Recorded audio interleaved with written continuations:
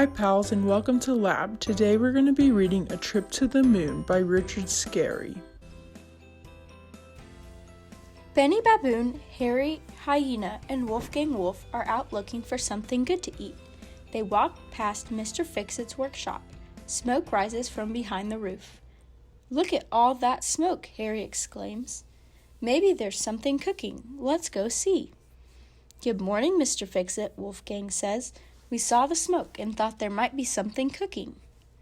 "I have something cooking, all right," Mr. Fix-It replies, pointing aside. "It is my greatest invention ever. I am building a rocket so I can go to the moon. Come, have a look."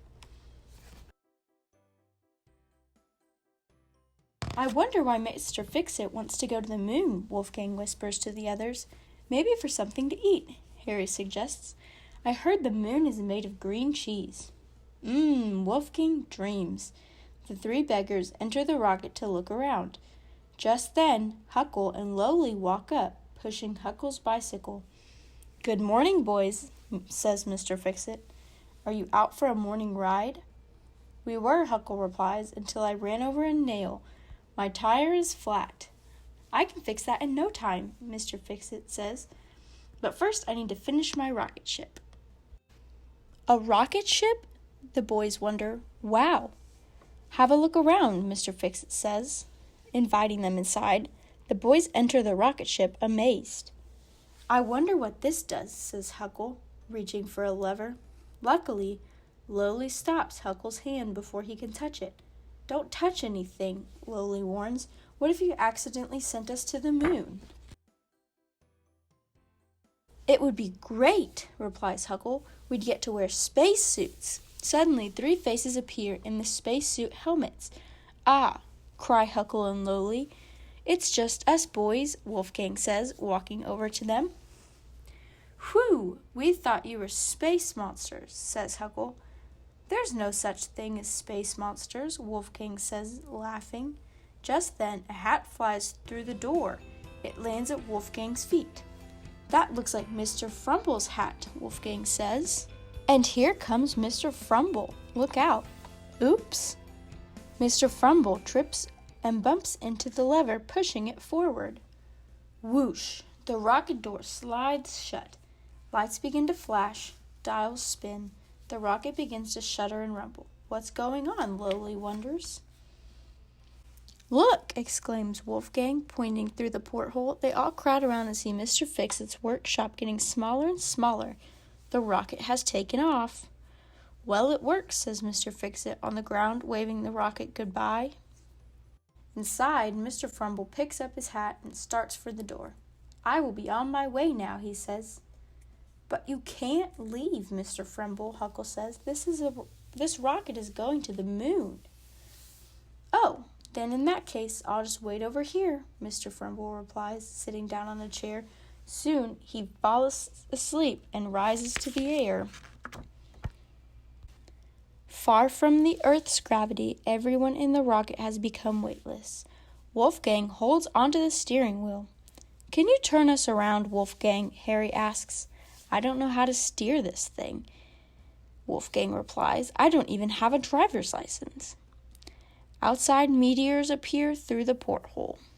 "I don't think we're in Busytown anymore," Lowly remarks. The rocket ship whooshes about crazily. Then, suddenly, it stops. Crash! It has landed on the moon. The steering wheel snaps off from the shock. It is bent beyond repair.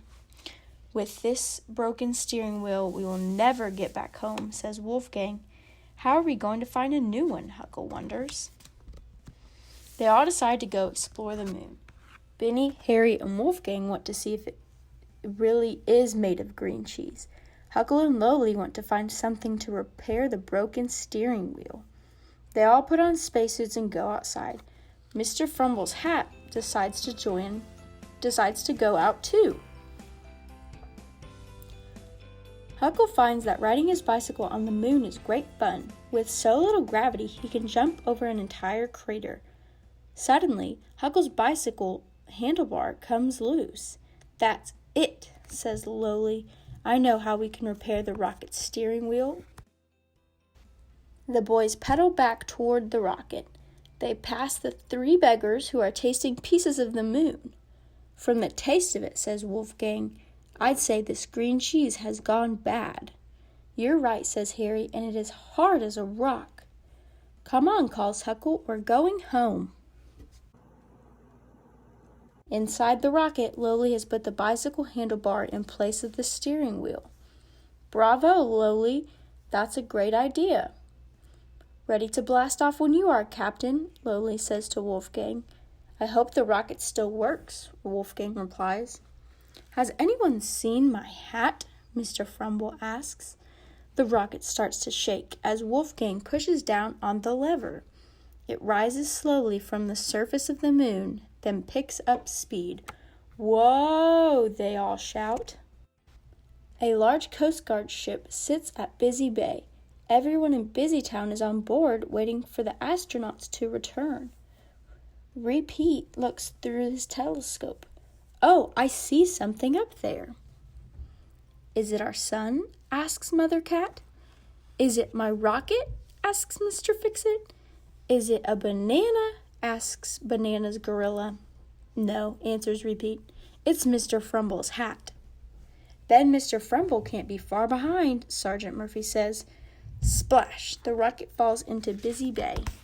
A helicopter flies towards the rocket and brings it safely back to the ship. Once on board, the rocket door opens and the 6 astronauts appear. Everyone cheers. May I leave now? Asks Mr. Frumble. Mayor Fox prepares to hand out medals. It is with great pride that I present these medals for bravery to Busytown's very first astronauts, he says. Wolfgang Wolf, Harry Hyena, Benny Baboon, Huckle Cat, Lowly Worm, and where's Mr. Frumble? Over there, Mayor Fox. He's chasing his hat again. Look out, Mr. Frumble. Splash! Oh no, poor Mr. Frumble.